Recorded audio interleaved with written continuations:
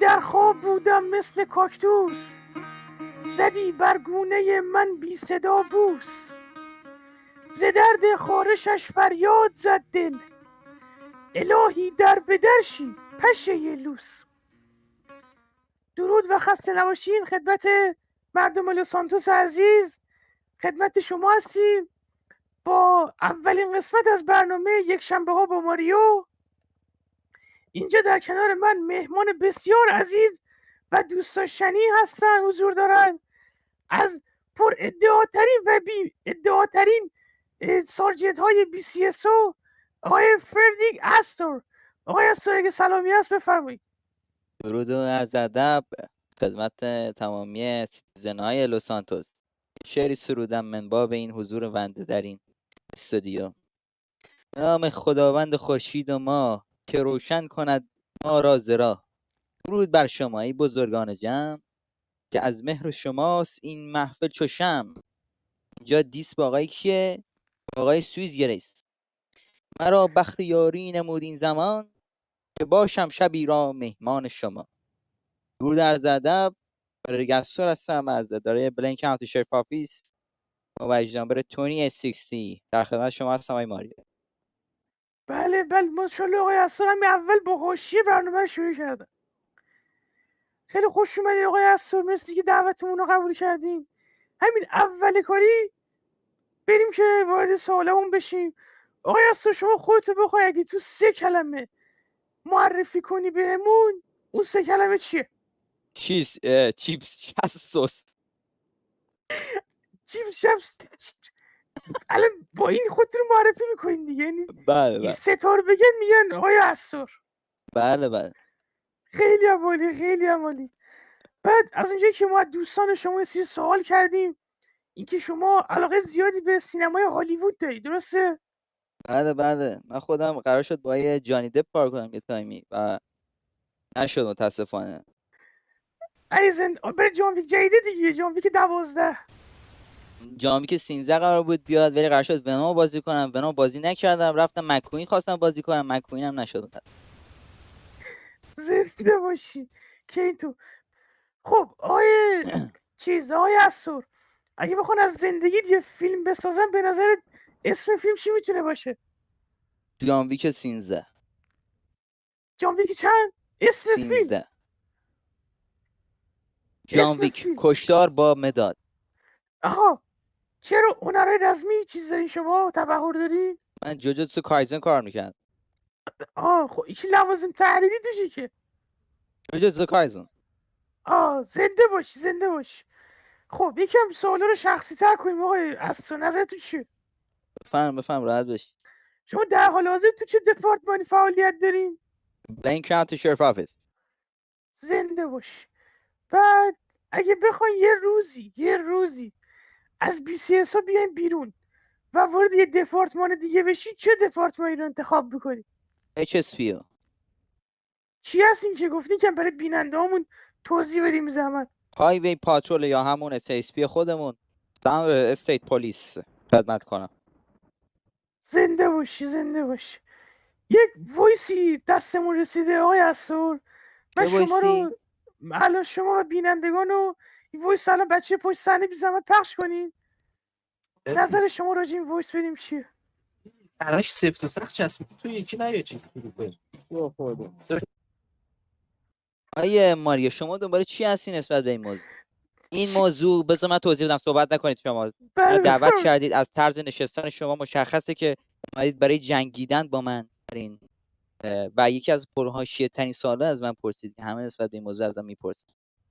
این بحث باعث چیز شده، باعث خدشه‌دار شدن من در اداره شده و اینکه این صدا فتوشاپ هستش، افکت‌هایی روش داده شده و این من همچین حرفی تا حالا نزدم.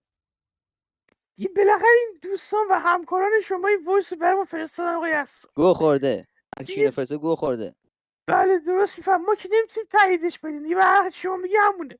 بله این شبهه رو اینجا از بین بردن. بعد شما تو این دپارتمانی که فرمودین که برای تورپری عزیز هست، با چه تورپری در حال حاضر در ارتباطین و رابطه صمیمی داری؟ بنده با سارجنت عزیزم جناب ردینگتون گرامی گرانقدر و مهربان و آقای توبی مارشال و آقای جان پرزیوال ماندیگورپ و سارجنت دپال. دپو اتفاقا به هر چه کسی رو نام نبردم واقعا ارزش نداشت. زنده با چه بنده از پشت صحنه یکی از سارجنت های بسیار خوب اداره با بنده الان ارتباط گرفتیم. بله. میخوان که صداشون پخش بشه. یه لحظه بچه پشت صحنه بس کنیم به گوشی من صدای ایشونو. آقای اسطور پخش اینو زنده توی چیز نذارید پر اگه امکان شاید چون نتونستم چیز کنم تحمل کنم. بله دوستان از پشت صحنه ارتباط رو بی زحمت بس کنید لطفا با سارجنت عزیزمون تور فرگرام. خب تا وقتی که ارتباطمون وصل بشه آقای اسطور شما بفرمایید که غذای مورد علاقتون چیه؟ بنده پاستا آلفردو معمولا. پاستا آلفردو. بعد بله. اگه قرار باشه بین این دوتا یک رو انتخاب کنید. ارتباط وصل شد آقای اسطور، ارتباط وصل شد. الو آقای تونی کارتر. الو سلام آقای کارتر، خسته نباش. بنده ماریو دونا هستم از برنامه یک شنبه با ماریو. از همین لحظه صدای شما روی اسپیکر هستش. ما درود در عرض ادب جناب کارتر گرامی، قربون حال شما. شما؟ ما در کنار یکی از آفیسرها سارجنت های شما هستیم به نام آقای فردیگ استور. ایشون فرمودن که علاقه زیادی به دپارتمان توروفر دارن بعد BCSO. خواستم بدونم شما دپارتمان توروفرها، دپارتمان شما بعد BCSO. من فکر نکنم شما باید با ایشون کانتکت برقرار می‌کردین. این آدم بیشعور برنامه بی‌فرهنگه. رو به حاشیه نکشه آقای اسو. آقای تونی کارتر به عنوان اسیستنت چیف آقای توبی مارشال در این برنامه حضور دارن.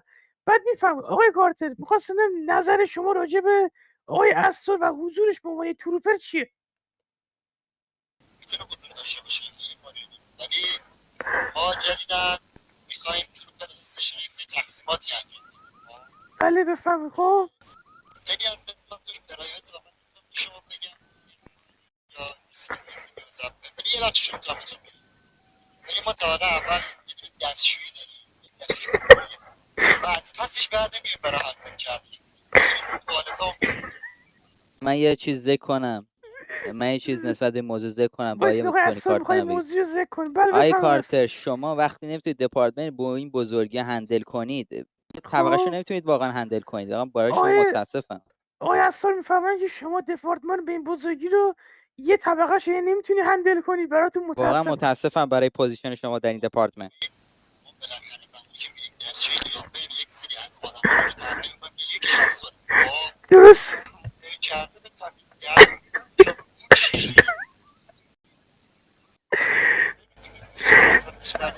راجع به مهارت های آقای استور شما چه دیدگاه و نظری داری آقای تونی کارتر؟ اسمش آنلاین کنه بعد گروه بخور. بسیار خوب آقای تونی کارتر، ممنون که حضور پیدا کردید و متشکرم از تماستون دوشا این میشه وقتی که ببندید. برنامه من گذاشتید. نمیخوام داخل حاشیه‌ای برم. متشکرم از شما. خدا نگهدار. آقای ماریا شما اول دقت کنید به نحوه صحبت کردن اسیستنت این دپارتمنت تروپرها. درست شعور، ادب صفر، نزاکت صفر. بلد نیستن حتی با یه خبرنگار نمونه اینطور درست صحبت کنن. درسته. بعد من یه جمله‌ای دارم منبع به این موضوع. خب بفرمایید. بنده مسخره میکنه یه چیزی. اول اینکه پرفورمنس بنده مشخص در سراسر جهان. بعد اینکه یه جمله دارم، شیرها خود را نگران نظر گوسفندان نمیدانند. جمله خیلی سنگینی است که بنده سرودم در یکی از پاترولایی که داشتم. واقعا نظرات این اشخاص مخصوصا های تونی کارتر و افراد دیگه در این دپارتمنت ها گوسفند مینامند. سوال بعد. زنده مشخصه که آقای استور مطالعه زیادی داری در حوزه کتابخوانی و من یه فلسفه. سری کتابای مخصوصا کتابای در بعدی.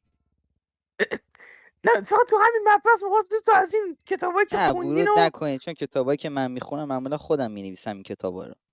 زنده. آره. خب بگین این دو تا از اسماشو بگین طرفدارا مردم استفاده کنند کتاباتون.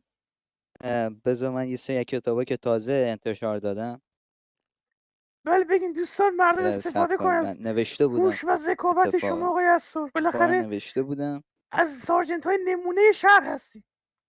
بنده کتاب 2 قرن سکوت ورژن فردگستور نوشتم. کتاب خب بازخوانی تاریخ ایران زمین جلد 1 علی فرز فردگستور نوشتم. یک کتاب دیگه زنده چگونه باشی. مثل تروپرها خر نباشیم الان نسبت آی ردینگتون و آی مارشال هم نوشته بود. اینا چاپ شده بیرون اومده؟ بله چاپ شده، میتونید تهیه کنید در سراسر کتابخونه.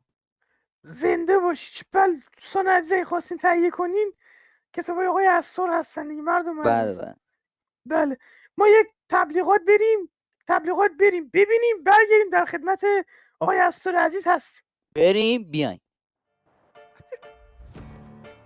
راندمان مالی خود را بالا ببرید، از تصادف تا درخشش، فقط در بلک‌گاراژ با مدیریت ارزنده جناب آقای جوزف بکستر.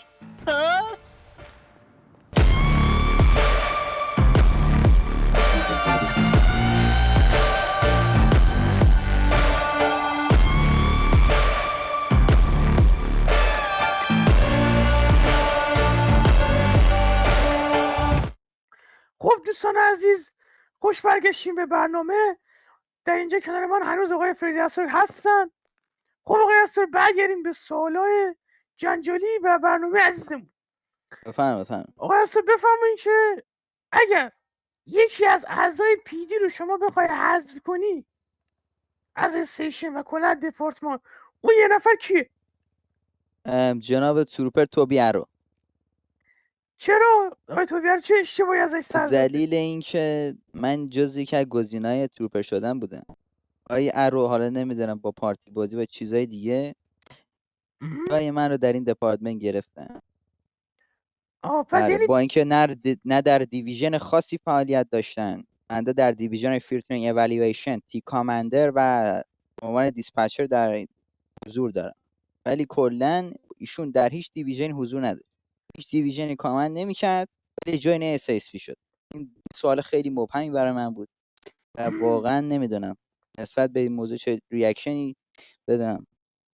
پس یعنی به نظرتون دلیل این که تا حالا اینوایت نشدیم به تروپر چی میتونه باشه؟ بنده پرفورمنس این داشتم در تروپر خدمت کنم به این مردم شهر، ولی به خاطر اینکه دوست ندارن یکی که بهتر از خودشون باشه بیاد داخل اون استیشن و پوزیشن بالاتری نسبت به اونا بگیره به خاطر اون پرفورمنسی که داره، واقعا نمیپذیرن. خود شما میپذیره های ماریو؟ خیلی درصد نه. بله درست میفهمید.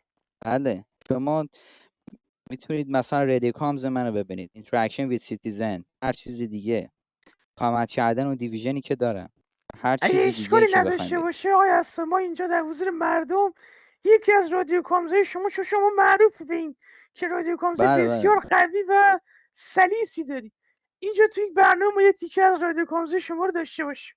متاسفانه نمیتونم از کامزای محرمانه این دپارتمنت برای شما بگم، ولی من یه کدی دارم، کد خیلی مخصوصیه که معمولا برای سیتیزن هایی که معلوم الحال هستن و مثل یک سری از تروپر هامون هستن، به غیر آیه گرانقدر توبی مارشال و آیه ردینگتون عرض میکنم، آیه جول گارسیا، این است که معمولا به این افراد بگیم کد 99.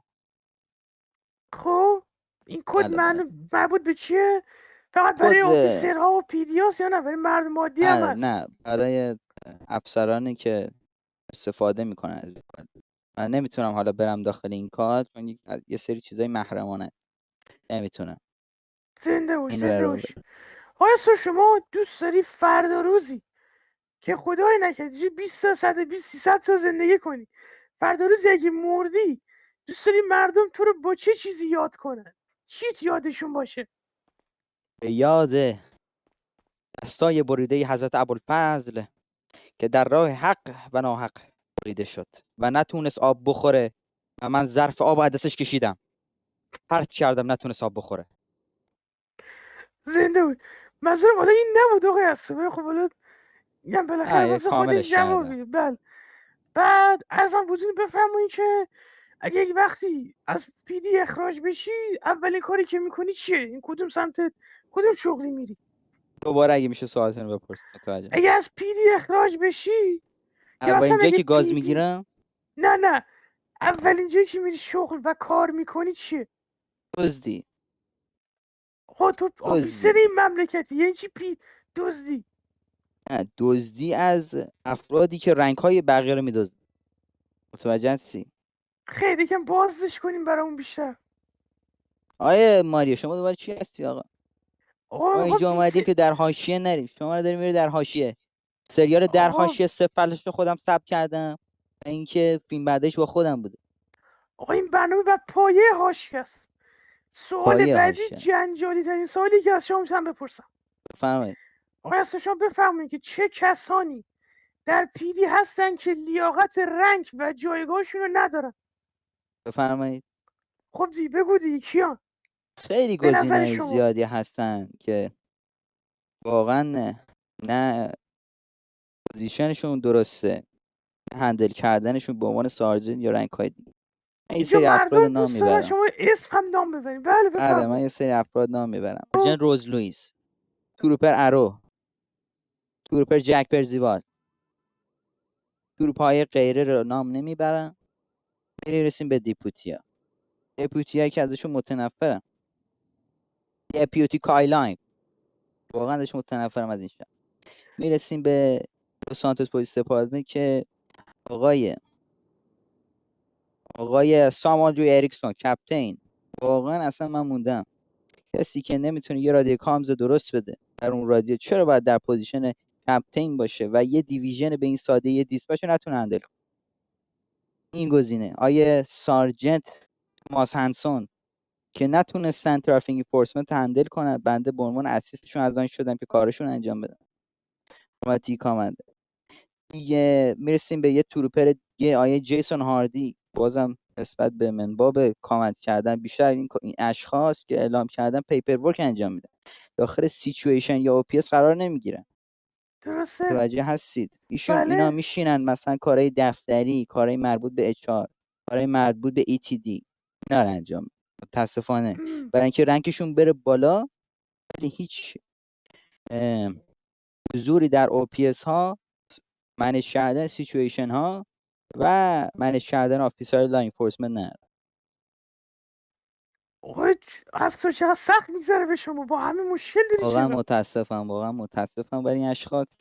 تنها دپارتمنتی که نفرات به نفرات با پرفورمنس هستن، با درایت و هندل کردن جناب شریف گری آندر شریف مکندی، واقعا دپارتمنتی به این خوبی من ندیدم نسبت به بقیه دپارتمنت. سارجنت تیم کامل، همه چی از نظر عالی. اصلا که مربوط به نیست که شما تو بی سی اس هایی، اصلا ربطی نداره. نه واقعا مربوط نیست، چون که میدونی چرا؟ هر 2 هفته ما یه مانتلی میتینگ بی سی اس او داریم. آفیسای بی سی اس او رو جمع میکنیم، یه سری صحبت ها باشون انجام میدیم، آگاهشون رو رفع میکنیم. ولی ال اس پی دی هر چند ماه یک بار این کار انجام میدیم. براشون به دنبال ریکامندیشن بهشون ریکامندیشن بدیم، در پوزیشن های بهتر ببینیم این افراد. نه اینکه مثل ال اس پی دی به خاطر 2 تا پیپر ورک یا تروپر به خاطر 2 تا پیپر ورک بخوان یکی رو رنک اپ. این پرفورمنس به این ربط نداره که شما جز به این دپارتمانی اصلا ساید ماید نمیگیری. مشخصه. خیر من هیچ وقت ساید نگرفتم. بله دیده باشید که تروپر مثلا کار خاصی انجام داده تو این مدت. حالا کار آیه مارشال آیه ادینگتون رو زیر سوال نمیبرم، ولی بقیه افرادی که نام نمیبرم، یا مثلا ال اس پی دی اگه دقت کنید، پی دی آر دقت کنید، واقعا متاسفم براشون که یه سارجنت تیم یا کامند تیم درست ندارن. واقعا الان پس نظر شما راجع به آقای الن چیه؟ آدم خیلی با شخصیت، آدم با وقار و در کامند دادن واقعا عالیه، ولی نسبت به آفیسرهاشون یکم سخت. بله همینجا شطرات آقای الن. امیدوارم که در برنامه بعدی آقای الن داشته باشیم. اینجا رو در شما آقای اصلا شما توی صحبتایی که داشتیم میکردین اسم خانم روز لوئیس آوردیم. بله. بفهمید که رابطه شما با این خانم چجوریه در حال حاضر؟ واقعا از ایشون خوشم نمیاد، ولی به عنوانی که سارجنت دارم رسپکت شد براش میذارم. درست. آره. سوال بعد. بعد بفرمایید که اگر روزی آخرین دختر روی کره زمین بخواد خانم روز لوئیس باشه، شما باهاش وارد این ریلیشنشیپ میشین یا خیر؟ خیر. من تنها کسی که من حتی ریجکتش کردم، خانم کایلا رو میشناسید؟ خیر متاسفانه اشراف خانم ندارم. کایلا یه رنگین پوست پرتتو هستن و اگه احتمالاً ببینن، من بهشون 1000 بار اعلام کردم که من با اینکه خیلی اصرار دارن نسبت به این موضوع، یعنی من با ایشون وارد هیچ ریلیشنشیپی نخواهم شد. با اینکه نسبت به این افزارانی که داریم و مومن هستن خیلی بهترن، یعنی بخوایم دقت، ولی من ریجکتشون کردم. خب برای چی؟ یعنی واقعا گرایشاتون خوشم مشکل نمیاد. داره؟ آره من 42 گرایش شده. چلو چند گرایش؟ 42 این به حیوانات و به در و دیوار و انسان همه چی زنده باشی آیس، زنده باشی. کل شماست. اصلا ما یک بخش جدید اضافه کردیم به برنامه. ها یه داخل این ببخشید من یه اینتراپشن جان. ایجاد کردم وسط صحبت شما. بفرمایید، خواهش می‌کنم. من خواستم اول اینکه درود عرض کنم خدمت آرمین جهانی عزیز و دختر گرامیشون، اگه امکانش هست که صحبت کنید که آی ماریو این بحث منو و ایشون درست بشه که چیه بتونیم شما با درست بشه؟ آرمین جهانی daughter going to relationship. با دختر آرمین جهانی؟ بله سلام خدمتشون عرض میکنم. یکی از بهترین پادکسترها، بهترین صدا رو دارن و واقعا صدای بانکو شنیدید ایتیه؟ بله شنیدم. دقیقا صداشون همونه، دقیقا صداشون خودشون زنده. ضبط کردن و صدای گوشی ما پاوزید از آف ایشون هم ضبط کردن. زنده. امیدوارم از این تریبونی برنامه رو دیدن آقای آرمین جهانی باتون تماس های لازم رو بگیرن. انشالله که ختم به خیر میشه. حق علی و ابوالفضل. خب آقای است، ما یه بخشی داریم تو برنامه، این سوالای دو گزینه‌ایه. من به شما یه اسمی رو میگم، شما از این بین این اسما یکی رو انتخاب میکنی و تهش یک اسم میمونه که اون فرد برای شما مهمترین فرد زندگیت. اوه بله خیلی حساسم هست. بله خیلی خوب. با سوال ساده شروع میکنم. بین آقای جان پرسیوال و جک پرسیوال. 100% تروپر جان پرسیوال یکی از با پرفورمنس ترین افرادی هستن که من داشتم و خواهم داشت نسبت به ایوالویشنی که براشون ثبت کردم. واقعا آفیسر خوبی هستن. تروپری البته. تروپر خوبی هست. بسیار خوب. تروپر پس جان پرسیوال انتخاب کرد. تروپر جان پرسیوال بله. بین جان پرسیوال و آقای مالفوی. من یه بریک ایجاد کنم نسبت به این موضوع. آقای جک پرسیوال دوباره نسبت به همون افرادی هستن که دنبال کار پیپر ورکن و نصف نیمه منیج و او پی اس و این. ایشون هم کار کاغذ بازی اداری دیگه. این هم همینطور. آره. خب بین آقای جک پرسیوال و آقای مالفوی. جان پرسیوال البته گفت. جان پرسیوال اسخای میکنم. بین آقای جان پرسیوال و مالفوی. دوباره جان پرسیوال. بین جان پرسیوال و آقای توماس هانسون. جان پرسیوال. ماشاءالله جان پرسیوال. آقای جان پرسیوال و الیور ردینگتون. 100% آقای لردینگتون دوست داشتنی، با وقار، مهربان. اتفاقا جدیدا من شنیدم که نوه‌دار شده آقای ردینگتون. جدی؟ اصلا اینجا بهش تبریک میگیم آقای ردینگتون. امیدوارم که پیش نوه‌شون زندگی خوب و شاد سلامت داشته باشن. واقعا یکی از بهترین تورپرایی که من دیدم در این استیته. زنده باشن. بعد بفهم بین آقای ردینگتون و آقای رایان ادوارد. آقای ردینگتون و شین تورو. ردینگتون و جیمز برانت. البته که ردینگتون بی احترامیه. جناب تروپر ردینگتون. جناب تروپر ردینگتون و آقای جیمز برانت. جناب آقای ردینگتون. آقای ردینگتون و مایکل مکنلی. جناب آقای ردینگتون. آقای ردینگتون و آقای دنیل آلن. جناب آقای ردینگتون. اینجا قشنگ میشه. جناب آقای ردینگتون و آقای برایان اوکانر. درصد آقای ردینگتون. و در آخر جناب آقای ردینگتون یا آقای مارتین گری. درصد آقای ردینگتون. آقای ردینگتون قبول شد. این مهمترین فرد زندگیتونه. بله واقعا یکی از من حتی نحوه کانوای استارت کردنم از ایشون یاد گرفتم. زنده میتونم باشی. یه نمونهش هم براتون. بله بگین اگه دوست داری بفرمایید. آیا ردینگتون عزیز همیشه برای کانوای استارت کردن، حالا آیا هاردی به کانوای میگه کانوی، خب یکی از خب میستیک هایی که دارن، واقعا متاسفم برای این افراد در تروپر. من نمیدونم چطور آیه کارتر شون به عنوان تروپر آورده که به کانوی میگه کانوی. نمیدونم واقعا. شاید زبونش میگیره آقای اصلا. نه واقعا بلد نیستن هنوز معنی کانوی و کانوی رو نمیدونم. چون زبون آقای هاردی خیلی درگیره برای همون. آره بیشتر درگیر چیز است. حالا خب من رها مثال کنید. بزنم. بله بفرمایید. آقای ردینگتون گرامی همیشه میگن forming up a convoy towards the destination. مقصدمون حالا کجاست؟ هر جایی که بود. destination میشه مقصد. نامنتها هر جا. بله. زنده باشن آقای ردینگتون و همینطور شما. خب خب آقای اسرار، ما در انتهای برنامه از دوستان و مهمانانمون میخوایم که یه نفر رو یا 2 نفر به انتخاب خودشون دعوت کنم برای برنامه هفته دیگه که دقیقا اینجا که شما نشستین در این نشیمنگاه بشینن و سوالات جنجالی ما رو پاسخ بدن. شما کیو اسمشون رو نام میبری؟ بنده اول یه شعری سرودم نسبت به این موضوع. اول چند اتفاقا میدونستم هیستوریو چه قرار این سوال حتما بپرسید از بنده. حالا این شعر رو براتون میخونم. یکی بله اصلا بفرمایید. دوست دارم با ردینگتون جین بخورم، با تونی کارتن لیم بخورم، خب با خب دختر آرمین جهانی تیک بخورم. تمامشون بره. زنده باشی. از آقای اسرار مرسی که تشریف آوردین. مردم بعد لس یه چیز دیگه هم سانتوس اضاف جانم. کنم، من اینجا بله رو بفرمایید. نخوندم. مثلا دوست دارم به جا لیل پیپ با ماریو فیت بکنم. تمامشون درود بره. بر شما. درود بر شما آقای اسرار. تبشیر بسیار بالا. متشکریم. تشکر میکنم از آقای اسرار بابت اینکه دعوت ما رو قبول کردن تشریف آوردن و تشکر میکنم از شما بیننده‌های عزیز که امشب ما رو تحمل کردین، ما رو دیدین. تا درودی دیگر بدرود.